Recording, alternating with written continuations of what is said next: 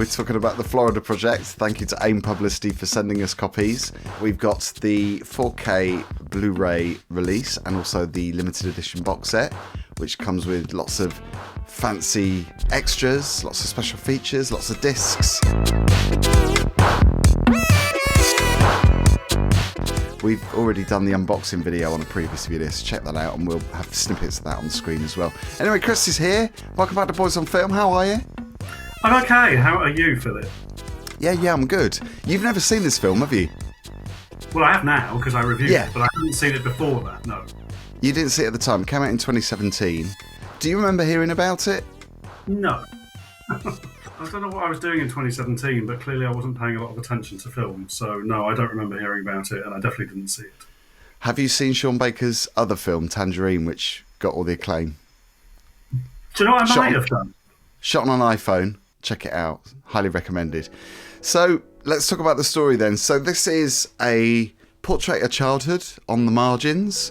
We see 6-year-old Mooney and her young mother, Hayley, who live in a budget motel in the shadow of Disney World, very nearby, and Willem Dafoe also stars. We've got Brooklyn Kimberley Prince and Bria Vinite, as well as Willem Dafoe. So I suppose Bria Vinite is not really a name that people know. Willem Dafoe really is the big actor in this, because you've seen the special features, haven't you? You've seen the interviews on this disc. I very dutifully watched all of them, yeah. Now, there's a very interesting interview with Sean Baker, who co-wrote and directed this film, and he talks about the fact that he was a bit concerned that, the company weren't going to embrace the fact that, there weren't big actors apart from Willem Dafoe. I think it works in its favour, though, with this story. What's really interesting is that he's a big name, but he's an integral part of the film. He's not a kind of superstar, it's not a cameo. He's not kind of like front and centre the whole time. He's a big part of the story, obviously, but actually, in a way, he's a bit of a supporting actor, I think, to the main two. Yeah, because he plays the motel manager. I suppose his care really does anchor the community. He's quite pivotal, because he's looking after the kids, especially because at one point we see this guy who turns up claiming that he wants to buy a can of fizzy drink from the camp, from the machine, but he's a bit suspicious of him. So I think he's protecting the children that are hanging out and playing out in the playground. And interestingly, one of the interviews, the interview with Sean Baker, he says that, it was heavily inspired by when he was looking at the locations for shooting. Yeah, definitely. And I think, because I had never seen this film before, and I actually didn't know very much about it. I'd read the back, I'd read the blurb, and I kind of thought, okay, well, let's see what this is like. And for about the first 15 minutes, I was just like, oh my word, why are all these children screaming and misbehaving so badly? They were so annoying. But very quickly, you kind of realise what's going on here. And in effect, it's the story of this kind of hidden homeless in that part of America, where there's a massive kind of support industry in support of Walt Disney World and all the kind of entertainment stuff that goes on around there. And clearly vast amounts of people work to support those things, but quite a lot of them aren't paid very much money and have to live kind of temporarily. Possibly they're living there seasonally, I don't know. But there's this whole kind of world that it's kind of exposing you to. And you realise that these kids obviously are growing up in a really kind of unstable environment in all sorts of ways. Fairly loving and fairly protective, as you say, because of the chosen family they have around them, really.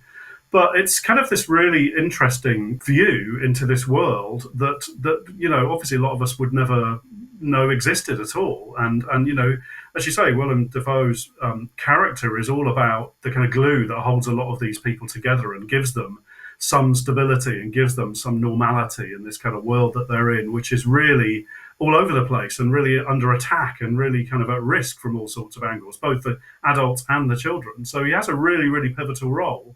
What I mean, though, is that he's not the kind of center of the action. He just kind of, he holds it together for everyone, but he's not is he a main character? He's a sort of sub-main character for me, He's not the center, but he's kind of very supportive of it, for sure. Yeah, because I think all the focus is on the mother and daughter, thanks largely to some fantastic performances. I mean, Brooklyn Kimberley Prince, who plays Mooney, she is just brilliant and very natural. And I liked the fact that it seems that a lot of it was ad lib because they were talking about some of the lines that they chose to deliver. You know, they weren't scripted. So I like that. I mean, there's one moment where, you know, Mooney's with her friends and she's talking about all the people that are living in the in the apartments. She's kind of tapping on the doors and saying, "Oh, that person in there gets arrested all the time."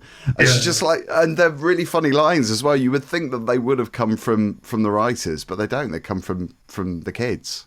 Absolutely, and I think it's a real credit to the filmmakers actually and the people that funded it and everybody around it, obviously, for taking a risk on some kind of previously untried talent. You know, whether that's the children or the adults. You know, lots of them had never performed before.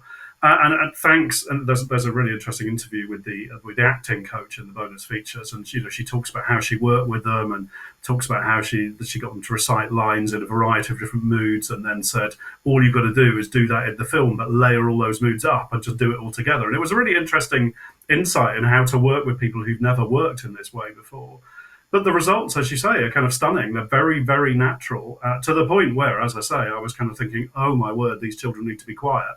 But it's because they're being children, and that's the whole point. And you know, it summed up really nicely in one of the interviews, that this is a film from the child's perspective, actually, from the children's perspective. It's supposed to be, you know, it's very kind of bright, it's very kind of sunny and happy and upbeat in all sorts of ways. The pastel colours as well. The very, very colourful. You know, it's about seeing it from their point of view, and it becomes kind of apparent as you watch it, I think. But the bonus features really help to support that, actually. Really, really well. Definitely. And I found myself thinking to myself, well, this is what I was thinking when I was watching the film, and I remember seeing it the first time around, being really impressed anyway. But the second time when I saw it in 4K, and the picture's so crisp as well, but thinking of things that they were mentioning in the interviews, which was really nice, because I was like, oh, I'm really glad I got that. Because some films, you know, a lot of stuff just passes me by, or I don't really understand what the reasons for them taking that, you know, direction. But I'm glad I found that. And it's funny you mentioned the first 15 minutes, because the kids are, I mean, really misbehaving. I mean, they're just being kids, because that's what kids do, isn't it? There's one scene where they're over the balcony and they're spitting on people below, and there's a woman who's going to her car, and she notices on her windscreen there's just like kids spit all over it. She gets them to come down and clear it off. But it's funny. I found myself lolling quite a lot in this, because there's some really funny moments, but they are really naughty. I mean, I think that's why I found it so funny, because they're really naughty. They're precocious, aren't they? You know, and they don't have a lot of the traditional things that would give them stability around them. And that becomes apparent, and you start to develop some empathy. Even hard old me developed some empathy for them after them squealing and shouting for the first 15 minutes, because you realise why they're doing that. You know, they're doing that because of the instability of their lives. You know, it's kind of really evident why they're growing up like that. I don't often like kids in films because I don't believe they're characters, and also I don't have kids myself, so I can't really identify with kids. Yeah, exactly. And I think, there's possibly something. There's a lot in that for me as well. Actually, you know, it's not a world I, you know, have much experience of and want to have much experience of. So obviously, to kind of see it is kind of like, oh, okay, this is just something I don't know. But like I say, it does become apparent why they are like they are. And it's actually about disenfranchisement and being, you know, outsiders and all that kind of stuff. And there's a lot of people watching can actually develop an empathy for that, I think. You know, I certainly did.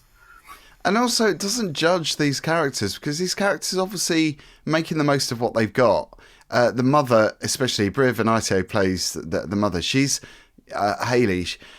She kind of lets her kid get away with a lot. And she does have a discipline to a certain extent. But I found myself wondering whether I thought she was a good mother or not. And I think she was in their own little bubble. But then, of course, you know, when the kid's going out and being naughty and treating people, I mean, she was very sassy, that kid. I mean, that, again, was quite funny. The way that she was speaking to people was kind of rude, but you can see it. You can see the naivety of it and be charmed by that. I found that quite charming. But, you know, I mean, she did do some bad things, the mother. I mean, there was one violent scene, obviously, towards the end, which involves one of her neighbours. And that was like, you can understand why she was angry and why she got into that state. But ultimately, she did do a bad thing. She's a very young mother herself, clearly. I don't think it's ever said how young she is, but clearly she's had a really difficult journey to where she's got to. You know, she's had an unstable life. She's had probably not the best start. Again, this is supposition; it's not really talked about. But you realise that she's mothering probably as best that she can, parenting as best that she can, but probably in a similar way to she was parented, and she doesn't know any different, probably. And, you know, the way that she disciplines or not her child and the way she loves and cares for her or not is probably very similar to how it happened to her. And that's probably all she knows because of always being in these kind of, in these worlds. But I'd agree, you know, it is funny. You know, I was kind of thinking a lot of times this is kind of depressing, but it's kind of heartwarming as well because of what, as you say, what people make of it. I mean, I really like the scenes with the honeymooners that turn up at the motel. They turn up because they're on the honeymoon, and the new bride thinks that the husband has booked a hotel suite for them in the Magic Castle in the actual Magic Kingdom, and he hasn't. He's booked it in this Magic Castle motel that's on the periphery of it and is absolutely not like the Magic Kingdom. So she's clearly kind of really disappointed about the whole thing. The kids see it as an opportunity to carry their bags for them and earn a tip, which is what they've become used to doing. And it's just a really funny scene with the kind of disappointment of this new bride, the kind of expectation of the kids and the sort of disappointment of everybody else going on around them. And all this stuff's kind of going on. It's kind of funny and tragic. You can empathise with everybody in the scene. The honeymooners, you're like, oh my God, you've travelled all this time. It's your honeymoon, and oh my God, you must be so depressed about all of this. And then you're empathizing for the kids because it's all they know is to kind of scavenge tips off people. And the motel owner, it's not their fault that they booked the wrong place, and the cab driver's kind of stuck in the middle while this whole thing's going on. It's kind of funny with this edge of tragedy about it the whole time. Farcical, isn't it? It's something that people can relate to because life is like that. Life is a tragedy in parts, but you do laugh at certain elements of tragedy. I think it's a fantastic package, this. I mean, I haven't really spoken about it. We've, shown, some of the contents in this box, but again, another brilliant package from Second Sight Films, who have released a lot of horror films boxes in the past, but this is, obviously comedy drama. I mean, yes, there is a lot of darkness to it. I never found myself depressed though, but then I don't really find myself depressed by dark dramas. It's like Mike Leigh, Ken Loach. I don't find myself depressed by those films because I find them quite charming. I find them quite human. I think that what happens when I watch films like this is that I'm grateful that I didn't have an upbringing like this, for instance. Not exactly like this anyway. And, there's a sort of gratitude. It does call into question that whole kind of middle class thing about pitying people with less than you, I think. It certainly did for me. And that's why I kind of felt it was depressing at times. But then you get over it because you realise that actually there's a heartwarming, that they are making the best and they're getting out of these things what they can, which I think is great. And isn't it interesting how the end, particularly, without talking about the end for those who haven't seen it, I mean, I know this is 8 years old, this film, but the end does go back to what you were saying about, this film is really from the child's perspective. It's the child's gaze, isn't it? So that end, I thought, was just such a beautiful ending to what is a tragic ending when you think about where the story goes at the end. Yeah, absolutely. And I think, again, I don't want to give away the ending, but they've been living, for a period, we don't know how long, almost within touching distance of something called the Magic Kingdom, Walt Disney World, this incredible kind of playground for children and adults where you lose all your worries. It's like a real fantasy land. And you kind of get the impression that despite living in its shadow and possibly even working within the economy or a sub-economy that supports the economy that it is, they've never really had any kind of contact with it. It's not something that actually means a great deal to them. They go to the gift shops and they do things like sell the little admission bands to people or resell them. You get the feeling that they've probably never experienced this themselves, actually, and that's kind of tragic to some degree. Did you like it, Chris? I had a feeling you would. I did like it a great deal, actually. I really did. And I think, because there's a lot of really great bonus stuff that really supports what's going on. Some bonus stuff is just, let's be honest, just is there to fill up deluxe box sets. Yeah. Stuff. Just filler. This stuff is really well put together. It's like really interesting and relevant interviews with people who really either know the real life situations that informed the film, people that helped to make the film, as I say, the kind of acting coach. I mean, when do you ever get an interview with an acting coach? It's such an integral part of the story of this film that it's really important that she's interviewed. I've got to say as well, one of the things that really made me laugh was the interviews with the kids. The kids, I know they're grown up, they're like 16 or something, aren't they? It's so bizarre. I was like, what? I didn't realise how old this film was. They're like people, and it's like, oh, okay, the last time we saw you were like a squealing little child, and here they are. Experiences. Actually, their interviews from that perspective are really interesting because they clearly matured a bit as people, and they can look back at the experience in a completely different way as well. But they're almost unrecognisable. It's like, these are meant to be the kids. It's like, okay, well, it's 7 years old, and that's why they look like this. That was so funny. It really shocked me because I didn't realise how old this film was. Not that it's old, but it's 2017. I didn't realise it was 8 years because I was thinking it was just like 3-4 years old. But no, it's gone further back than that. So yeah, I was quite shocked. Yeah, definitely. But yeah, I think what's really lovely about it is it's very coherent as a film, actually. It's, like I say, it's a fairly simple premise in a way. It's the everyday lives and the experiences and the feelings in relation to those experiences of the people that live in this. Happens to be a world that I didn't have a great deal of knowledge of before, but it's a world that absolutely is there. Every time you see a luxury hotel, there's people on minimum wage working in it. I mean, it's just the way it works, isn't it? There's an underbelly to everything, and it's a real view into that, and from a child's perspective, which is fascinating because, again, you might think of the adults that work in those kind of supporting industries and stuff, but what about their families? What about the people around them? Who looks after them? And that's where Willem Dafoe comes in.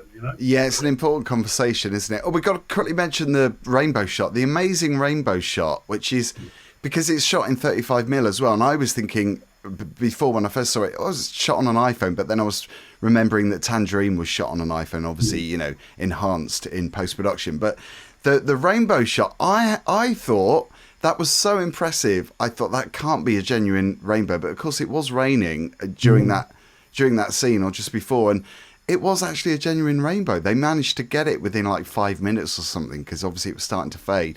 So I was really impressed that they said that was a real rainbow that they'd shot, and it's such a great shot as well. You've got Mooney and her friend like kind of running towards the motel. It's just to come back to this thing about whether it was depressing or not. I think one thing that argues against it being depressing are things like the colour and the way it's shot and stuff. It's beautifully shot. Yeah. There's really beautifully composed shots and pans and all that kind of stuff. But the colours do have this joyful, childlike Miami, Florida flavour to them because that's where the film's set, just outside Orlando. But it's got a very sunshiny feel to it. There is an optimism about it, actually, even though, what's going on in these people's lives by a lot of our standards isn't something that we'd want to go through ourselves. So there is a great deal of optimism, but all the things like the costume design and the colours and all that kind of stuff really support that, in a very, very direct way. It's very obvious that they do that. Doesn't Sean Baker say in his interview that one of his memories from childhood is that the colours were really poppy and that everything was really, really bright? And he said, as I've got older, everything's just got duller and duller and duller every year. The world just looks duller than it did last year. And I think it's a really interesting thing to think about, but the film captures that beautifully. There's another supporting role which I thought was really interesting, which is Hayley's friend who lives in the same motel with them. Got a daughter who's very similar age. The kids play together,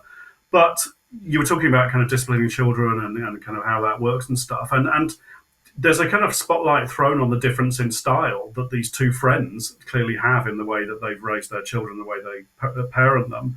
Because there's a thing that happens where it's brought to Hayley's friend's attention that the kids have been misbehaving, and her reaction is to try and kind of discipline her child. She tries to keep them apart and kind of say, you're not going to play with her anymore because she's naughty and she does all these things. And then that leads to Hayley reacting pretty firmly to that judgment of her and her parenting.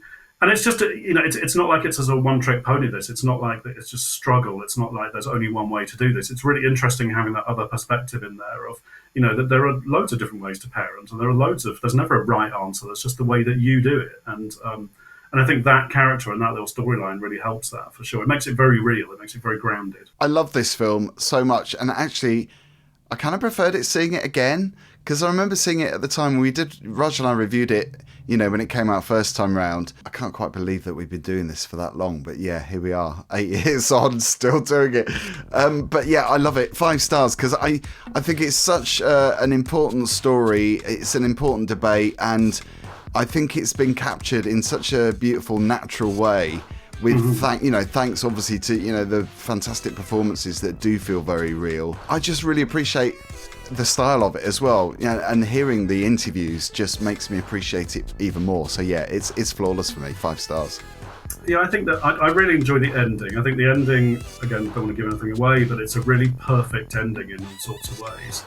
Bearing in mind this context that they've been living in the shadow of Walt Disney World, they've been living there all this time. The way it ends for me was great, and I think it's really curious because I think if I'd seen this at the time, or if I'd seen this now but without all the kind of supporting features, I'd have probably said 4, because as I said, look, it's a really, really good film, and I really enjoyed it for all sorts of reasons. But is it a perfect film? Don't know. But what's really interesting, I feel like I want to score the package here, because I think all the supporting stuff really does positively support this film in a very, very positive way. And I don't want to keep going on about the box it comes in and all the kind of stuff that's in there, but it ends up giving you this amazing product, which actually, really does. The stuff supports the main feature in a genuine way. The whole thing is a lot better because of its reissue. For me, that pushes it from a 4 to a 5 as well. So yeah, I'd say 5 as well. There you go, fabulous. So Florida Project. You can also get the Blu-ray disc separately as well, but that's the limited edition box. Oh, you got it there, have you? Let's have a look. There you go. So that's the Blu-ray disc, and the box, I would imagine, is still available. I'm not sure because it's limited edition, so it might not be. But we'll leave all the details down below if you want to click on the links and purchase a copy yourself. Good to see you, Chris. It's a very exciting day today because we've managed to get Pet Shop Boys tickets. Separately, I'd like to point out, we're not a married couple. We are going separately on separate days. But yeah, that's next April, isn't it? We've got a bit of a wait. Something to look forward to. I have spent most of the morning listening to Pet Shop Boys B-sides to revise and to make sure that I know what I bought. Spent all my money so you can sing along. So I can sing along with all those B-sides that no one else knows. Absolutely, yeah. So if Neil spots you in the crowd singing along, perfectly lip syncing, assassin, the lip sync assassin that you are, he might like that. Yeah, I might be invited up on stage to do backing vocals or something. It's always possible. Oh no, I hope that doesn't happen. Mind you, you're going on a separate day, so that I'm not going to be able to be subjected to that. Rude.